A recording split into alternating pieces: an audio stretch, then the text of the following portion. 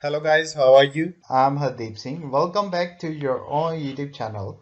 IELTS updates and recent exams. For more updates related to recent IELTS exam writing test topics, listening, reading, practice test, and speaking, you can guesswork. Please, guys, participate in everyday listening and reading practice test to achieve your desired band score in your actual IELTS exam. Please hit the like and subscribe button. Press the bell icon for the upcoming notifications. Don't forget like, subscribe and share my YouTube channel and my Facebook page, IELTS updates and recent exams. Part 1. You'll hear two teachers discussing a school trip. First, you have some time to look at questions 1 to 6.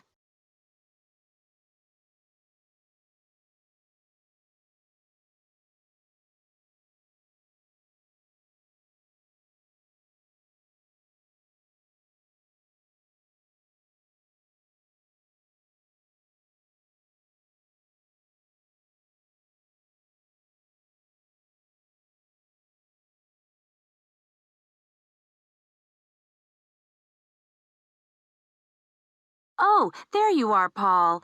Do you have a few minutes?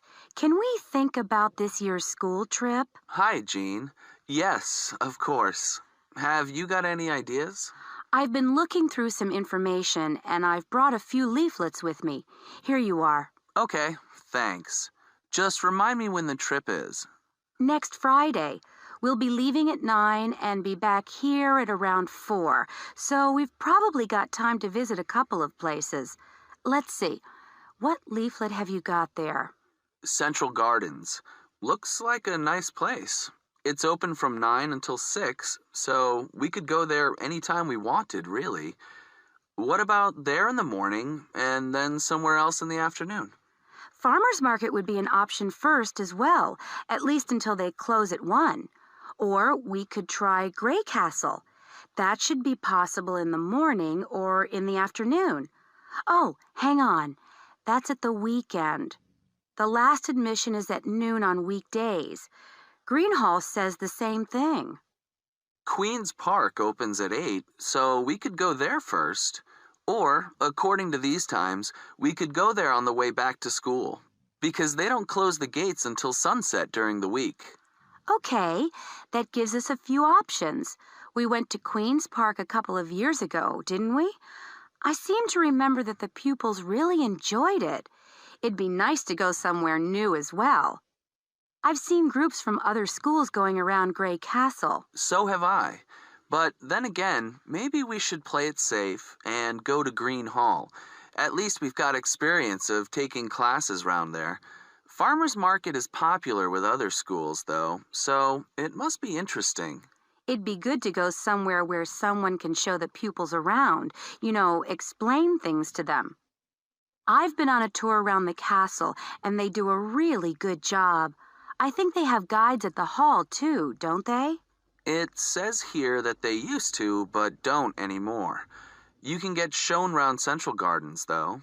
I think we'd have to do any explaining if we took the pupils to the market or the park. That wouldn't be a problem, though. No, and at least those two would be free, wouldn't they? I think all the others charge, and we'd have to get the parents to pay some money. I'm sure they wouldn't mind paying if it was a small amount. Let me check the leaflets. There's a special price for large groups at Grey Castle. Oh, but you can get into Central Gardens for nothing. Right. Oh, I've just thought of something. We wouldn't need to book anything if we were going to Queen's Park, but what about the other places? Central Gardens say you need to let them know if there are more than 10 people in your group, which would include us. The same at Grey Castle. Farmer's Market says you can just turn up, and so does Green Hall. Right. Well, I suggest we take the pupils to Grey Castle for a tour in the morning. How does that sound? Yes, sounds good. We should contact them to book it as soon as possible. In the afternoon, we can do something a bit more relaxed at the park, and we'll have to think about going to Green Hall another year. Shame Farmer's Market isn't open, but we can't change the day. So that's a decision then. Now, let's think about what we're going to get the pupils to do. It's a school trip, after all, and we should give them some work to do. Before you hear the rest of the talk, you have some time to look at questions 7 to 10.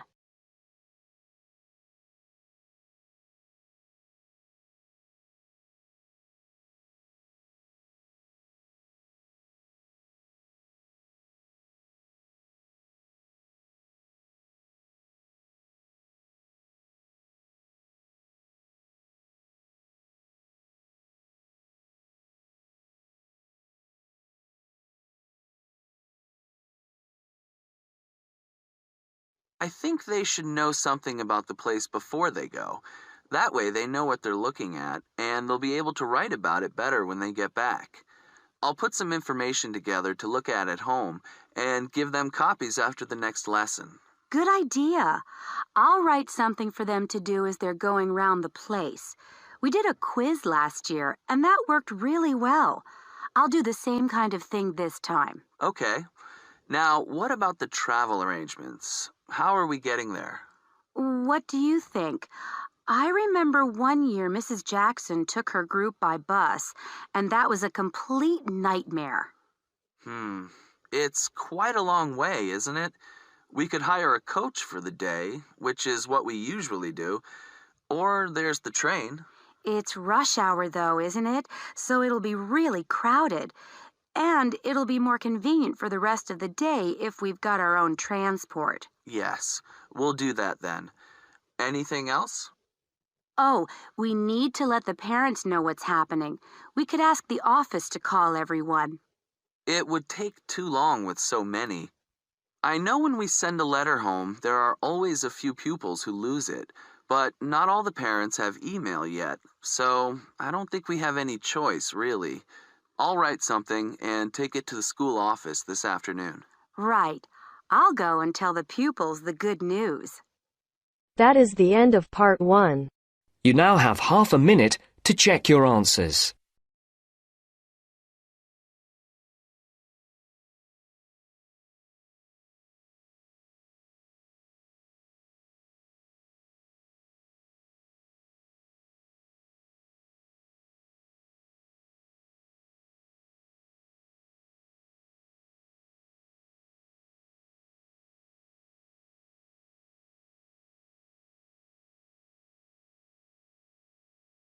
Now turns to part 2.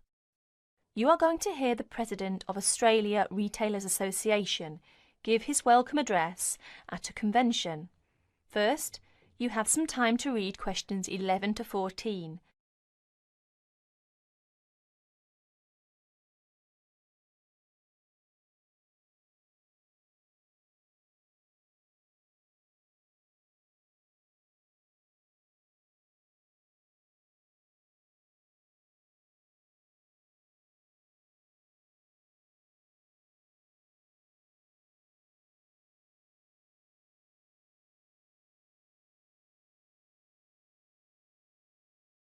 Could I have your attention for a few minutes, please? Allow me to introduce myself. My name is Norman Flagstaff, President of Australia Retailers Association. On behalf of the organising committee for our 3rd annual Retailers Convention, I'd like to welcome you all, some of whom come afar as Brisbane and Melbourne to this wonderful convention centre in our fair capital, Canberra, and hope you make most of your stay. We have been very lucky with the weather, and I sincerely hope that it keeps up for the rest of the week, and maybe even the following. No, I'm sure we won't be that lucky. I'm pleased to announce that we have received a record number of registrations for this year's week-long convention. For the first 5 days, we will be hosting more than 250 participants for the lecturers and workshops. And hopefully up to 300 will be coming for the following 2 days of commercial demonstrations. Another first is we have a record number of speakers, up from 20 last year to 25 this year, as well as having 3 guest speakers from abroad who I'm sure will provide us with a great deal of information of how business is conducted in Britain and also, I think it's the United States, is it? No, sorry, Canada. You'll note that we will be able to offer other overseas speakers in the next few years from different countries. Now you have a chance to read questions 15 to 20.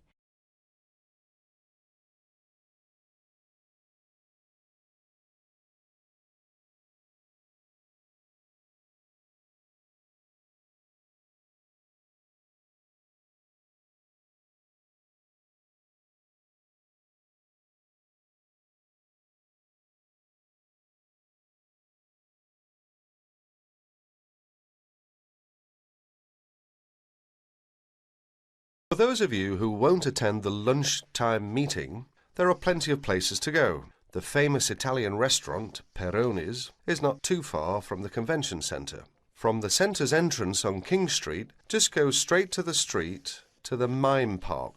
Through the Heroes Arch at the other end of the park, cross William Street, and it's right next to the bank. The Jumbo Sandwich Shop for quick snacks is also nearby. From the centre, just turn right up King Street and turn left into Queen Street. Go along Queen Street until you get to the William Street, then turn right. You'll spot it right next to the William Street Underground Station. Slim's Vegetarian is also nearby. Just turn left as you leave the centre into King Street, cross over Elizabeth Street, and it's on your left, directly opposite the church. Finally, the Geneva Bistro is always a popular place, this area. It's located behind the church on William Street. Please make sure you're back on time, though. We don't want to finish too late. On the second part of the day, I'm afraid we will make a few amendments to the programme. It's important to note that the afternoon session will begin at 2:30 p.m. and will be finished at the time indicated on your programme. There have also been a couple of venue changes. The first being the talk on marketing by Jane Howard, which one now will be held in the green room on the second floor. The workshop on distribution of goods will not be given by Sarah Moore, but by her sister Barbara, due to an unforeseen illness in the red room on the second floor. We hope she'll be back on her feet in no time. It's good of Barbara to step in right at the last minute. Finally, the workshop on advertising by Peter Newstead has been cancelled due to an airline dispute. On Friday, we'll be starting off the day with a new video presented by the Dow Keys Company as part of their opening lecture on merchandising. That's Friday the 27th. That's all for the moment. If you require any further information regarding the convention, you can talk to one of the many convention helpers wearing a distinctively blue and gold jackets. One thing before I finish: if there are any problems with times and locations of the day's activities, please remember that there is a notice board on the first. Is it the first? Yes, the first floor. Now, we hope you enjoy yourselves and we look forward to seeing you again. That is the end of part 2. You now have half a minute to check your answers.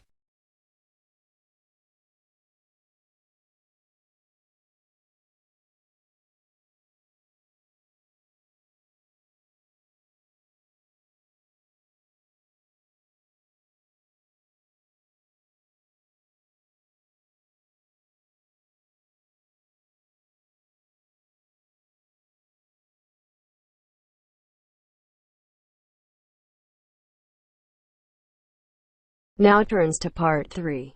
You will hear a conversation between Helen and her tutor. First, you have some time to read questions 21 to 30.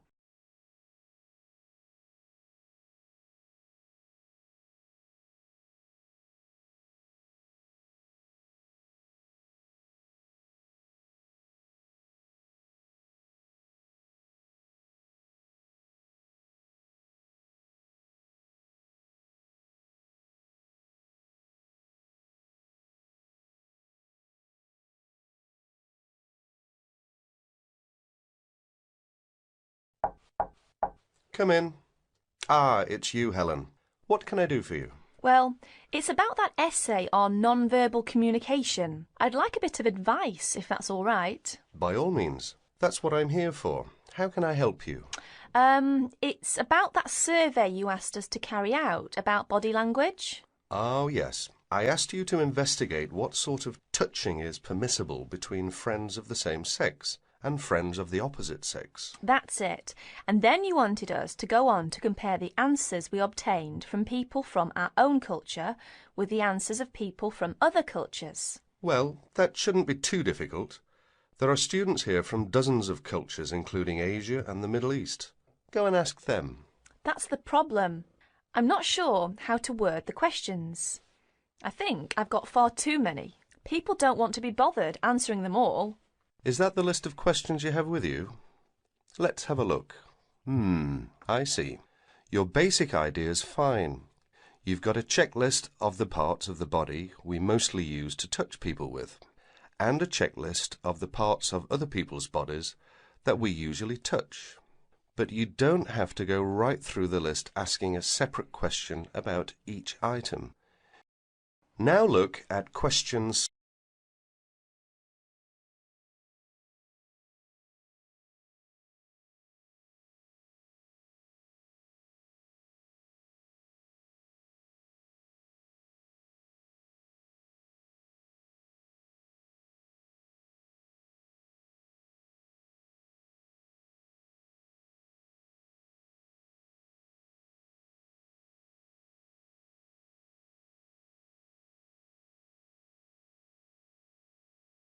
You can make your questionnaire much shorter if you ask open questions. Open questions? What are they? Sometimes we call them WH questions. What, when, where. Those are examples. Oh, I see. Yes, we learned about them in grammar. I hadn't realised how useful they'd turn out to be. I could just ask one open question about each subject and tick the answers I receive. That's right. Now, let's have a look at the list of parts of the body you're going to ask about. I see. You've got the head, arm and hand, and, oh, it's over the page, the back, leg and foot. What about the shoulder and the thigh? They're important areas, and there are some others you should include too. Oh, yes, of course. I was in a rush and forgot those. What about asking people how they feel about being touched? Surely it's hard for people to put that sort of feeling into words. Yes, you're right. That's why it's essential to work out a rating scale for each response. Can you tell me a bit about how to use rating scales? Well, there's no way to measure how strongly a person feels about something, of course. All we can go on is what they report about their feelings. So what we do is offering them choices of ways to express how they feel. Very strongly, strongly, or not at all. That would be an example of a rating scale. In this case, as your survey is only a small trial sample, I suggest you use that 3-point rating scale I've just described. Very strongly, strongly, or not at all. That'll be enough to enable you to draw some broad conclusions. You may go on to refine your survey later if you decide to specialise in the study of non-verbal aspects of behaviour. Thank you. I'm much clearer now. Could I ask you one last question? I'm afraid I've got a brain like a sieve, but I just can't remember the technical term you told us for the study of touch. It sounded like happy, but of course it isn't. Oh, you mean haptics. Haptics. Of course, haptics. That's it. Happy to be of service. That is the end of part 3. You now have half a minute to check your answers.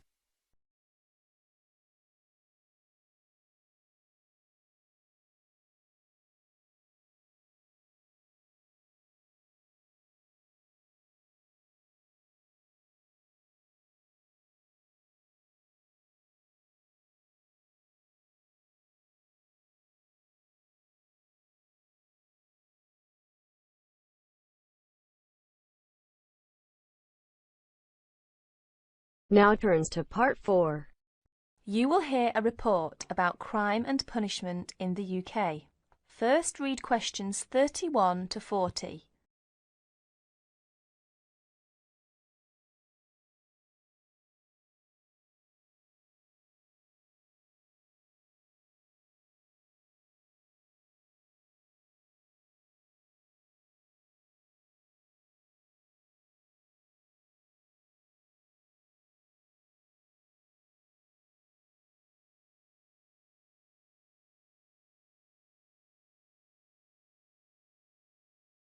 Like many other countries, Britain has experienced a great increase in criminal activity of nearly every kind.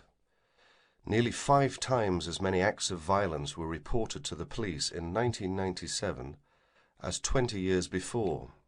Although most burglars are not caught, those who are caught overload the courts and prisons.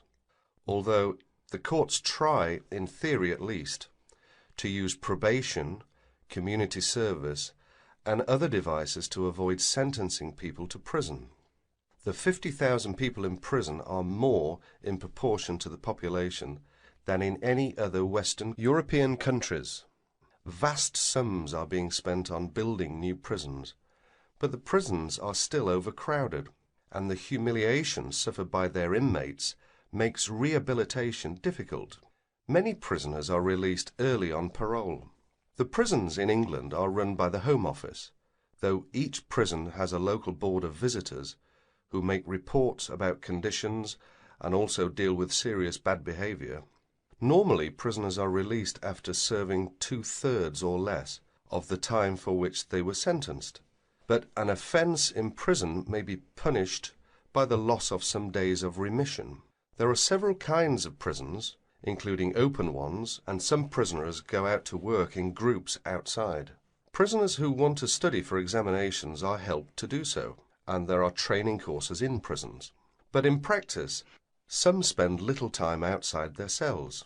Most crime is committed by young males, and is opportunist and is not planned by hardened professional criminals, although these do exist in most common people's view. Crime tends to be concentrated in large cities and urban areas. About 94% of offences recorded by the police in England and Wales are directed against property, but only 5% involve violence. Rising affluence has provided more opportunities for casual property crime. In 1977, for example, car crime was only 1/10 of total crime, but this has risen to about 28%. The demand for and supply of illegal drugs had been an increasing factor in the incidence of crime in recent years. Regular crime surveys are undertaken in England and Wales, Scotland and in Northern Ireland. In 1999, a survey in England and Wales asked respondents for information about how crime had affected them in 1998. It estimated a total of 15 million crimes in 1998, the majority of which were against property. Violent crime accounted for only 5% of the total, while 36% involved vehicles, 9% were burglaries, and 30% other forms of theft. These surveys, the 5th of which is in progress, indicate that many crimes go unrecorded by the police, mainly because not all victims report them. That is the end of part 4. You now have half a minute to check your answers. So guys, don't forget like, subscribe and share my YouTube channel and my Facebook page, IELTS updates and recent exams. For more updates related to recent IELTS exam writing test topics, listening, reading, practice test and speaking, you got guesswork. Please guys, participate in everyday new IELTS listening and reading practice tests to achieve your desired band score in your actual IELTS exam. For more IELTS material, visit my official website www.ieltsupdatesandrecentexams.com. The link is given below in the description. If you need PDF files of latest IELTS material, then please join my Telegram channel. So guys, please write your score below the comment section. Again, thanks for listening. God bless you all guys. Stay tuned, stay safe.